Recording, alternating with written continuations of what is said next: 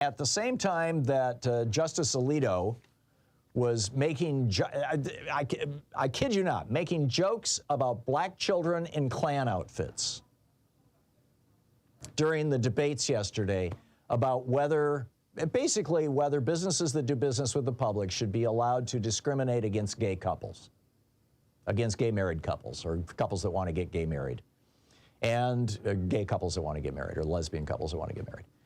And I mean, this is obscene, right, to begin with. Just the fact that they're going down this road. And then Ketanji Brown Jackson, our first black justice, or black female justice, excuse me. I believe she's the third or fourth black justice. I'd have to go through the list in my head. But in any case, she tried to ask a question, you know, because the entire case is hypotheticals, right? There is no case here. There is no injury. Nobody tried to get a gay wedding website. Nobody got turned away. Nobody got sued. Nobody was harmed. Nobody is seeking damages. You know, there is no case here. This is purely the Supreme Court trying to overturn laws passed by Congress and the president, which is just nuts, right? First and foremost. So anyhow, she tries to because it's hypothetical, she comes up with this hypothetical argument where she says, well, what if somebody was taking pictures and they wanted to do it 1940s style? You know, Santa pictures with little kids. And back then, the Santas were always white and the little kids were always white because black kids couldn't go to Santas in malls. They just, you know, malls didn't let black people in the 1940s. And, you know, would they be able to say, no, you black children, you can't be in this picture? At which point, Sam Alito interrupts her and starts making a joke about, you know, black Santas turning away little kids in Klan outfits and whether black or white kids would be wearing Klan outfits. And I mean, it was just totally bizarre.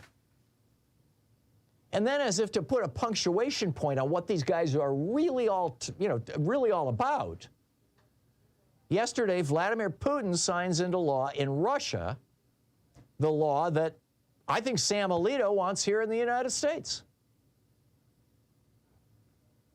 And he may well create all by himself. I mean, you know, give him enough time. But this law bans public expression of LGBTQ identity in Russia.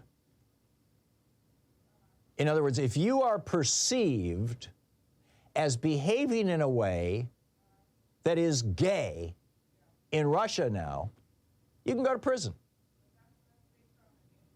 I mean, this goes way beyond, hey, you know, we caught, you know, Ralph and Johnny having, you know, getting it on, you know, in the back room. This is not even about sex. This is about simply the expression of being gay or lesbian or trans or. And showing that, this law makes it illegal to show gay people, essentially, and I'm using that word in the most broad sense. It makes it illegal to show such folks on television, in movies, on the internet. I mean, you know, it just basically criminalizes being gay. As the New York Times says, Mr. Putin has long cast the LGBTQ lifestyle as a Western intrusion into Russia's traditional science and society and values. Russia has banned, quote, propaganda of non-traditional sexual relations, end quote, among minors since 2013. And now it's for everybody. Nobody knows exactly what the word propaganda means. And this, you know, although they do say it's a, quote, a distorted idea of the social equivalence of traditional and non-traditional sexual relations, end quote, from the Russian law. By the way, this passed the Russian parliament. This tells you everything you need to know about Russia's democracy, and I put that in scare quotes. It passed the Duma, the Russian parliament, by a vote of 397 to 0. 0.